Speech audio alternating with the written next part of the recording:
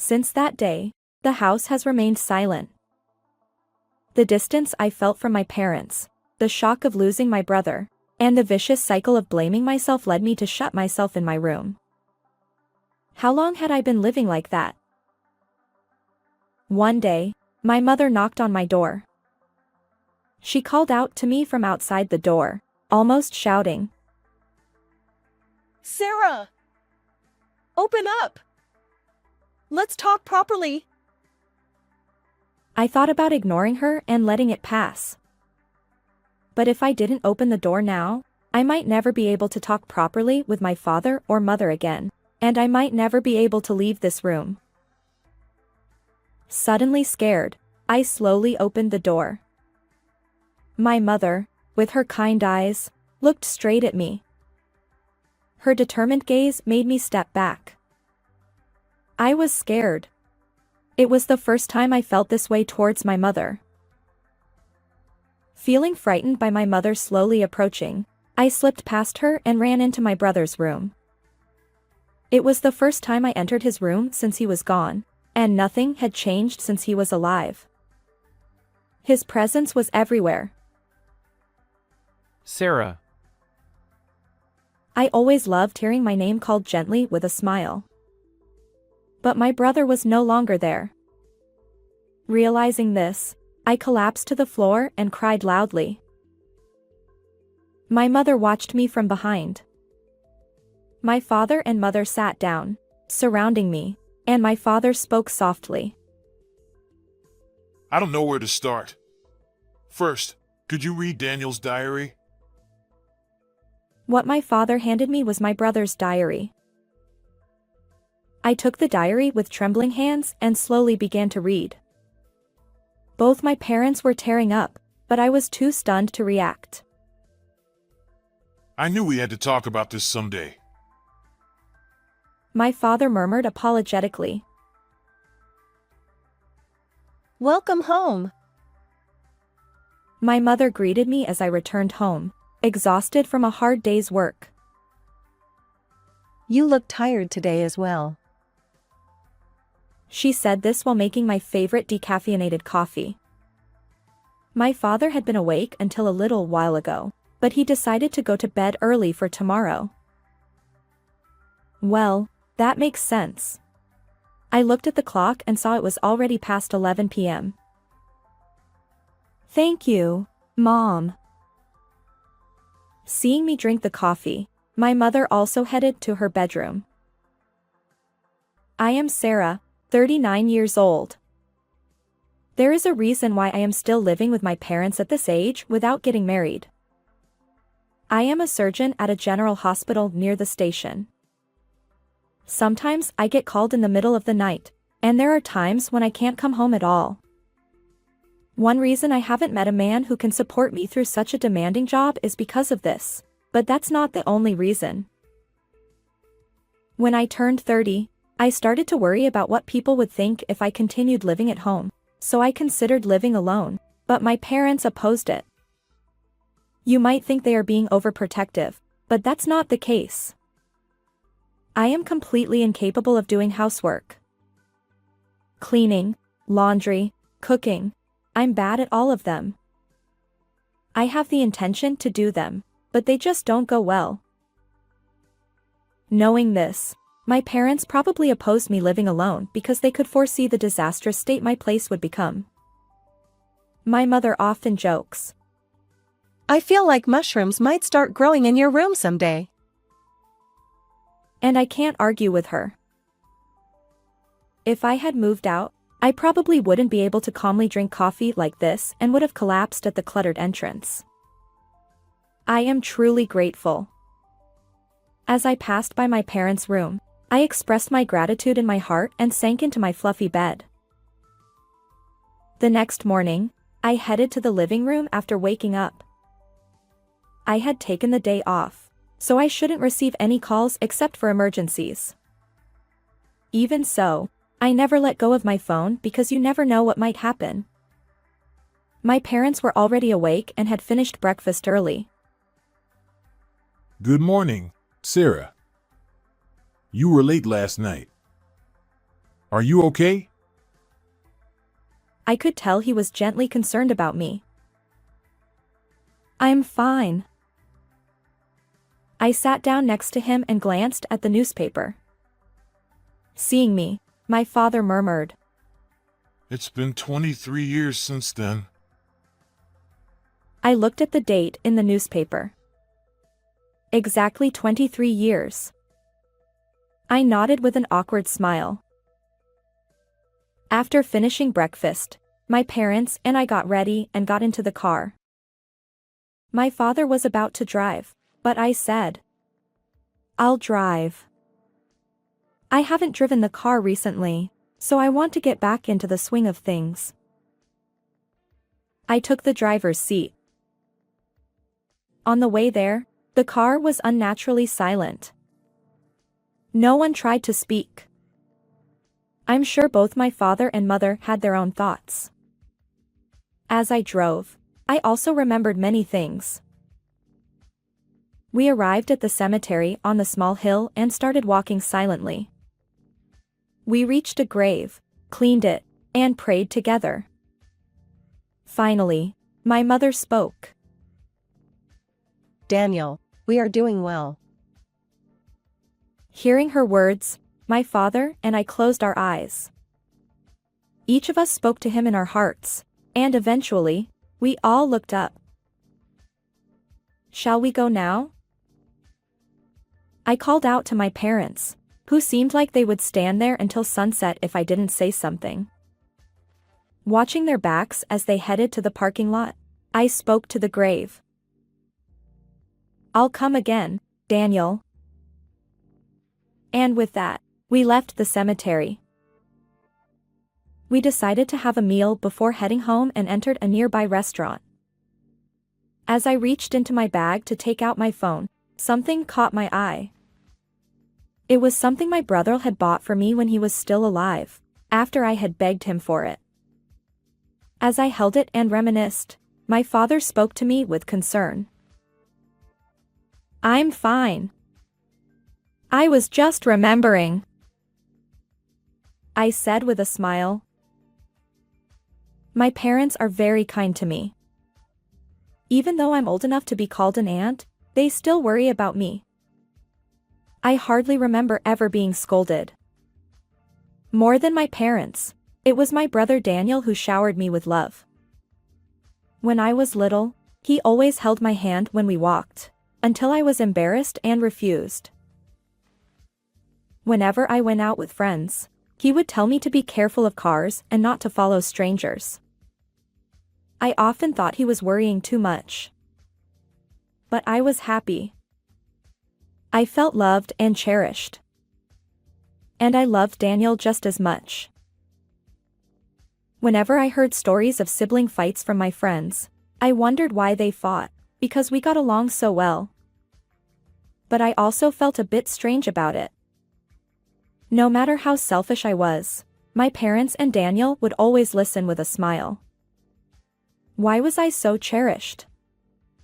I would understand that much later. When I entered high school, I had to commute by train instead of walking. Daniel's worry seemed to intensify even more. "Take this." He handed me a personal alarm so I could call for help if needed, and I couldn't help but laugh. I'm not a kid.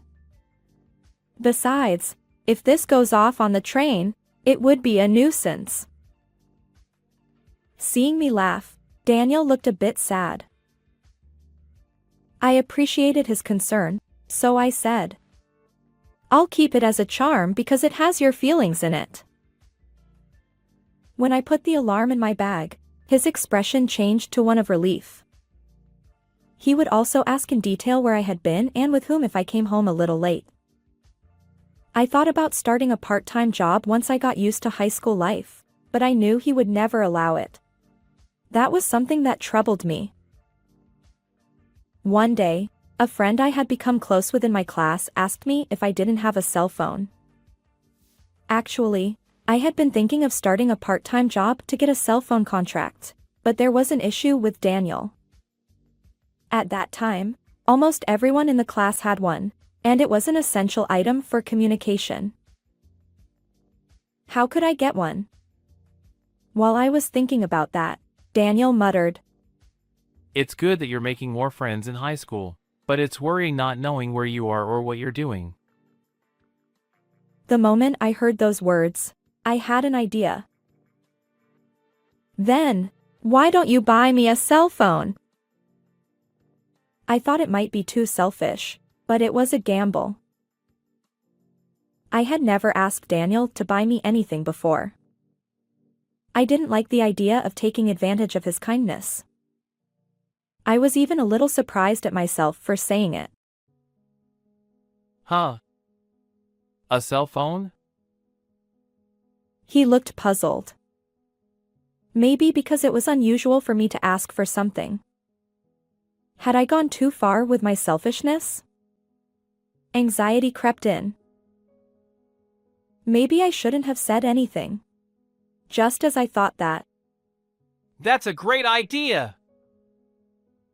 Without paying attention to my stunned expression, Daniel was excitedly talking about when we should go and what kind of phone to get. On the next day off after that conversation, Daniel and I went out to buy a cell phone. I was excited about getting what I wanted and the joy of going out with Daniel after a long time. Maybe I was a bit too giddy, or maybe I felt too safe because Daniel was there, but I think my attention was scattered that day.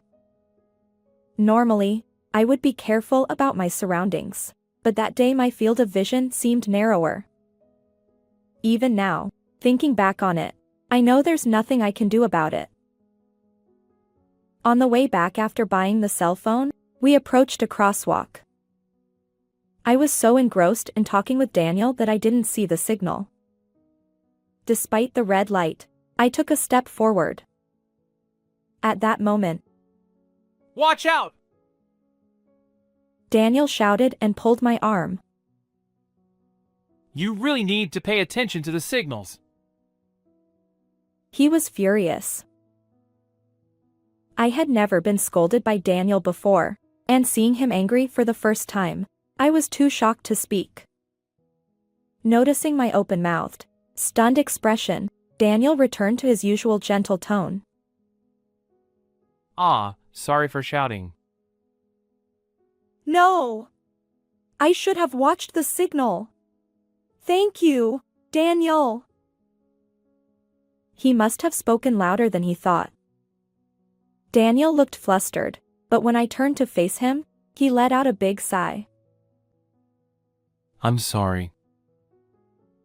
Seeing Daniel looking so apologetic with his shoulders hunched, I felt a warm sensation in my chest. My dear brother. I'm not a child anymore. I decided to become a sister who could walk alongside him, not just someone he worried about. While I was thinking that, the signal turned green. Oh, it's green now. Let's go. I started walking. But before I could cross, something pushed me from behind. Ouch! As I fell forward and slowly turned around, I saw Daniel lying on the ground. What happened? People around us were in a commotion. The person in the car that had stopped near Daniel was frozen with a shocked expression. Daniel, lying on the crosswalk, wasn't moving at all. The road quickly became stained with blood, and I was led to a safe place by the people around me. Daniel! I called out to him repeatedly, but it seemed he couldn't hear me. Daniel! I wanted to rush over and check if he was okay, but my legs wouldn't move. Daniel! Someone was patting my back as I cried out. Even though my mind was in a panic, for some reason, the voices of others talking stuck in my ears. He had amazing reflexes. It's good he saved his sister, but... I didn't want to hear such things. I crouched on the road and cried out as loud as I could. Eventually, an ambulance arrived, and Daniel was taken away. Since I had also gotten injured when I fell, I was taken to the hospital with him. Even in the ambulance, I called out to Daniel. But he still seemed unconscious. Why did this have to happen? He said he would help me set up my cell phone when we got home. I was planning to email him every day so he wouldn't worry. I won't forgive you if you don't wake up. Clenching my fists, I just wished for Daniel's safety with all my heart. My injuries were not serious, and by the time my treatment was finished, my father and mother had arrived at the hospital. But something was off. My mother was crying hysterically, while my father was staring blankly into the distance. Dad! Mom! When they saw me, my mother hugged me while crying, and my father's hand touched both our shoulders. I see. The thought of Daniel being in an accident was too much for my kind parents to bear. But they didn't need to be so down. He would wake up soon. Just as I was about to say that, my father spoke first. I'm just glad Sarah is safe. Daniel really protected you. What was he talking about? I couldn't help but laugh. Dad, what are you saying? Just me. Daniel will be fine too.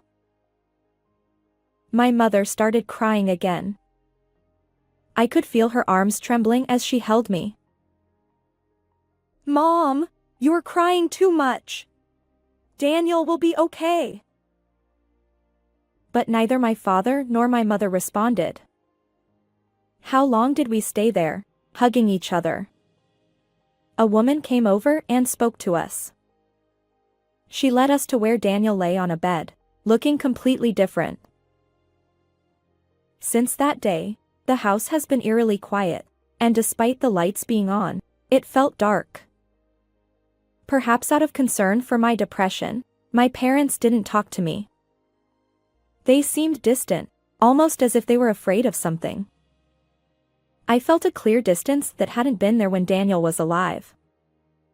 Gradually, I began to believe that Daniel's death was my fault, and I was consumed by guilt.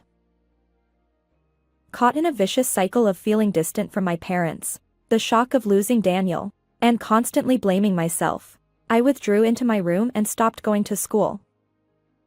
I spent my days doing nothing but reminiscing about Daniel and crying. On my desk, the shopping bag from the cell phone store we visited that day was left untouched. How long did I spend my days like that? My mother brought meals to my door every day, but I had no appetite and barely touched them. Then one day, as usual, my mother knocked on my door. Sarah, I'm leaving your meal here. I didn't respond and listened as her footsteps faded away. Soon, I would hear her going down the stairs. But then, her footsteps stopped and came back towards my room. She stopped in front of the door and spoke. This can't go on. It was rare for her to raise her voice like that. Sarah! Open the door! Let's talk properly. I thought about ignoring her. But she persistently called out to me and knocked on the door.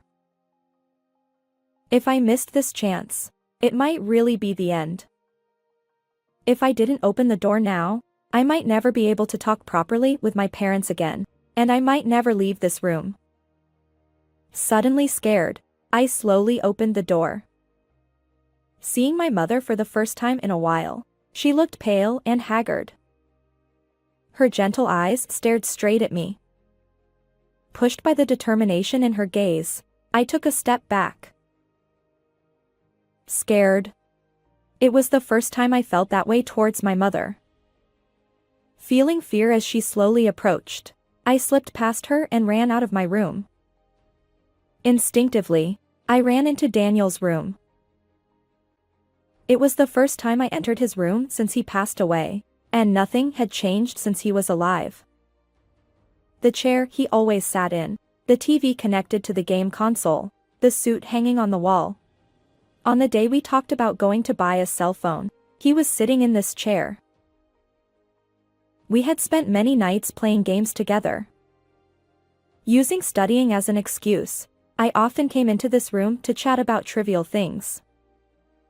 The room still smelled like him, and memories flooded back. His presence was everywhere. Sarah. I loved how he always called my name with a gentle smile. But he was no longer there. The moment I realized that, I collapsed to the floor and cried out loud. My mother watched me from behind. By the time I stopped crying, it was already dark outside. My father, who had returned from work, and my mother, who had been watching over me, slowly approached me. Exhausted from crying and drained of all energy, I didn't even have the will to reject them. My parents sat down on either side of me as I sat on the floor, and my father spoke quietly. Actually, after Daniel passed away, your mother and I came into this room together. His voice was as gentle as ever, and the awkwardness I had felt earlier was gone. We found a diary in Daniel's desk. After reading it, we realized we needed to face you properly. Your mother and I talked about it. A diary. Could it be something Daniel wrote? I had no idea he kept a diary. Holding my hand, my mother began to speak. Sarah, I'm sorry. I must have seemed so cold. You must have felt anxious and lonely. I'm really sorry. She apologized over and over, and I didn't know how to respond. I don't know where to start. First, could you read Daniel's diary? He handed me the diary Daniel had left behind. I took it hesitantly and began to read slowly. Little did I know, it contained shocking truths. There was once a girl named Leah in this family. The diary began by describing how the four of them lived happily together. Leah and Daniel were very close, and he adored her. One day, Daniel and Leah went to the park together. It was a 3-minute walk from home. The park where Daniel, a grade schooler, always played with his friends. Although my parents were a bit worried, they let them go because it was a familiar park. They told them to be careful and not to come home late. But a few minutes later, Daniel came back alone. He looked pale and couldn't speak properly, so my mother sensed something was wrong and rushed outside. On the way to the park, she saw a car stopped on the road. A man, presumably the driver, was on the phone, looking flustered. When she reached the front of the car, she saw Leah lying there in a terrible state. I instinctively closed the diary. Even though I had cried so much already, tears still streamed down my face. My mother silently patted my back, and once I calmed down a bit, I continued reading. After losing Leah, the atmosphere in the family changed drastically. My parents blamed themselves for letting the children go to the park alone. Daniel felt guilty for being unable to do anything as he watched his sister get hit by a car. His depression was more severe than anyone else's, and he began to refuse to go outside. It became difficult for him to attend school, and my parents, feeling they couldn't go on like this, decided to adopt a child. Do you think it was a naive idea? But it was the only thing we could do. I remembered how I once begged my mother for a younger sibling, but she gently refused. I later learned that my mother had had a hysterectomy. Come to think of it, the diary hadn't mentioned me yet. There were no more children that could be born from my mother, so they chose to adopt. With a strangely pounding heart, I continued reading, only to be met with another shock. The child they adopted was a baby girl. Her name was Sarah. What? Me? Both my parents were teary-eyed, but I was too stunned to react. I was adopted. I knew we had to tell you someday. He murmured apologetically. In the diary, it was written how Daniel regained his former vitality and how my presence saved him and our parents. The last sentence expressed his determination to continue protecting this beloved family. After reading everything, I took a deep breath. I couldn't believe I was adopted, but more than that, I couldn't bear the fact that my parents had lost both of their biological children in accidents. I began to understand why I had been treated with such exceptional care. After a moment of silence, my father began to speak. As it was written in the diary, Daniel risked his life to protect you, Sarah. The small life he couldn't save that day. To never repeat the same mistake, he protected my life with his own. Even though we weren't related by blood. Tears welled up in my eyes again. Even if he did that, my parents are still cold to me. Did my unspoken sobs convey these feelings?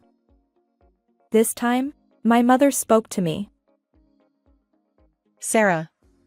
It's not that your father and I don't love you. My father nodded repeatedly. We lost 2 children, and we were so scared of losing you too. I can't understand the feelings of parents who have lost their beloved children. But the deeper the love, the greater the pain must be. We love you, Sarah, and you are very precious to us. Please understand that. Listening to them, it seemed that their fear of losing me overshadowed their love, making them unsure of how to interact with me. How could I know that if you didn't tell me? I spoke emotionally. After Daniel was gone, you both seemed so distant. I poured out all the feelings that had been bottled up in my heart. I was lonely. I confessed how I blamed myself for Daniel's death and how their attitude made me feel anxious, lonely, and sad. My mother hugged me. Then my father hugged us both. As we embraced, we cried together. Eventually, we lifted our heads, and my mother spoke. Sarah, we may be unreliable, but can we start over slowly, as an irreplaceable family? I squeezed my mother's hand and nodded firmly. Because to me, you both are my real family. Thank you. Thank you. As we looked at each other, I suddenly felt embarrassed and made a request to my mother. After crying so much, I'm hungry. Mom, can you cook? I'll help. And so, our family gathered around the dining table for the first time in a long while. The next day, I got ready to go to school. I checked my uniform and hairstyle for any disarray and made sure I hadn't forgotten anything, over and over again. Then, I put the cell phone, which Daniel had bought for me, into my bag. It had a strap attached to it that we had picked out together at a shop on the same day. It sparkled brightly, as if illuminating my future. After having breakfast, I finished getting ready to leave. But suddenly, I was overcome with anxiety and looked at my parents, who were watching over me from behind. It had been 2 months since I stopped going to school. Would I be able to fit in with my class now? Sensing my anxiety, my parents each took one of my hands. It's okay. I have a place to come back to. I have a family waiting for me. With determination, I stepped outside the house. I never imagined you would become such a fine doctor. Even though you can't clean or cook at all. As we ate, the time passed peacefully. I became a doctor because I wanted to save as many victims of accidents like Daniel's as possible. After returning to school, I studied tirelessly, even sacrificing sleep, and eventually decided to go to medical school. Of course, there were many twists and turns along the way. But the presence of Daniel, who continued to live on in our hearts, supported me many times. The next morning, I packed my usual work tools into my bag. When I opened my bag again to check if I had forgotten anything, I saw the strap shining brightly. I had cherished it since that day. It was a treasure I had bought with Daniel. Today, too, it seemed to be pushing me forward. Before leaving the house, I looked back inside. Then, in a loud voice, I said, "I'm off." I felt like I heard Daniel's voice along with my parents' voices. Take care. How did you like this story? Please don't forget to subscribe to the channel. See you in the next video.